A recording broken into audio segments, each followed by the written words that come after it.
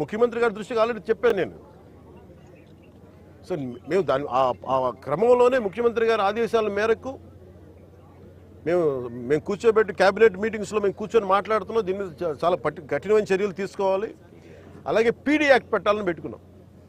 మొన్నదాకా land grabbing యాక్ట్లో civil సప్లైస్తో కూడా repeated అఫెండర్స్కి దీని పీడీ యాక్ట్ పెట్టాలని చెప్పి మనోహర్ గారు మా రోజు క్యాబినెట్ మీటింగ్లో పెడితే ఇప్పుడు అది కూడా జరిగింది. గవర్నర్ గారి దగ్గరికి వెళ్ళాలి ఆ బిల్లు. తర్వాత మన ప్రెసిడెంట్ గారి అంగీకారం తెలియజేయాలి దానికి. ఈ లోపు అవన్నీ వచ్చిన తర్వాత చేద్దాం అనుకునే లోపు ఇప్పుడు చూస్తే ఇంత మొత్తంలో పట్టుబడ్డప్పుడు మాకు ఖచ్చితంగా దీన్ని ప్రజల దృష్టికి తీసుకెళ్ళాలి దీన్ని. ఎందుకంటే ఒకవైపు ఫీజు రీఎంబర్స్మెంట్లకి డబ్బులు లేవు, పథకాలకి చేయడానికి కింద మీద పడుతున్నాం, రోడ్లు గుంతలు పూడ్చడానికి డబ్బులు లేవు. కానీ వీళ్ళ దగ్గర మటుకు వేల కోట్లు ప్రభుత్వం కష్టంతో మీ అందరి ట్యాక్సులతోటి ప్రజలందరి ట్యాక్సులతోటి కొన్న డబ్బులతో ఇచ్చిన ట్యాక్సులతోటి డబ్బులు తీసుకొని మనం బియ్యం కొంటే ఆ బియ్యం తీసుకెళ్ళి రూపాయి పెట్టుబడి లేకుండా వేల కోట్లు సంపాదిస్తూ ఉన్నారు. There should be a major crackdown on this.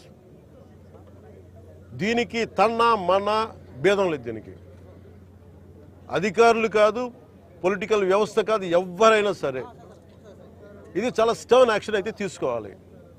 This will pose as a national. ఇట్లాగే వదిలేస్తే this port will become a menace for national security.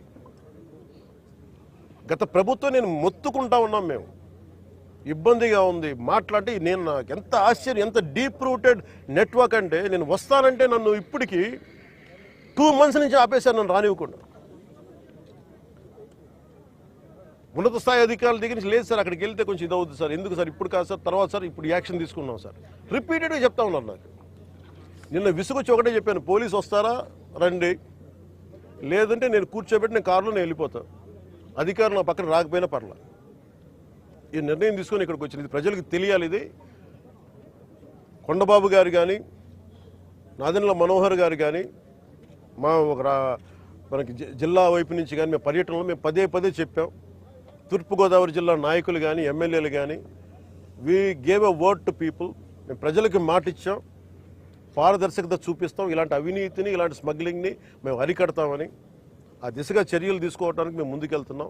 అందుకని మీ దృష్టికి తీసుకొచ్చి దీంట్లో మీరు మిగతా ఇన్ఫర్మేషన్ మీకు ఇస్తాం. అలాగే దీన్ని ఖచ్చితంగా హోమ్ మినిస్ట్రీ దృష్టికి అయితే తీసుకెళ్తాను. Andhra is major hub for ganja and మీకు డ్రగ్స్ అయిపోయింది. ఇక్కడి నుంచి ఎంత డ్రగ్స్ వెళ్ళిపోయినా కూడా మనకు తెలియదు. ఈ రోజున కళ్ళ ముందు మొత్తుకుంటున్నాయి. అదే అడిగాను అందాక మన సెక్యూరిటీ అధికారిని, నీ కళ్ళ ముందు మీకు ఇది కనిపిస్తూ ఉంది, tomorrow it could be weapons also కదా అన్నాను. దానికి మీరేం చర్యలు తీసుకున్నారు బీయింగ్ ప్రైవేట్ పోర్ట్ అంటే?